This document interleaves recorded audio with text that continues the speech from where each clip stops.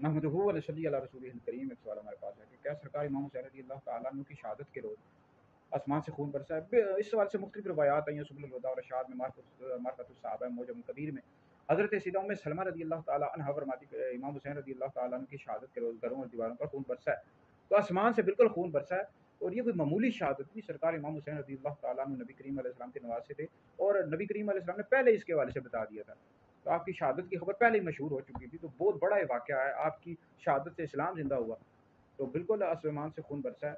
और बाकी ये इंजीनियर मोहम्मद अली मिर्ज़ा जेहलमी जेहलम का रहने वाला वीडियोस बनाता रहता है, तो ये कहता है जी इस तरह की कोई वयात नहीं मिलती और ये वाक़या साबित नहीं है। ये इस तरह की बातें करता रहता है, गुमराह यार, सुन्नत से खारिज है। इसकी वीडियो सुनना और शेयर करना भी हराम है।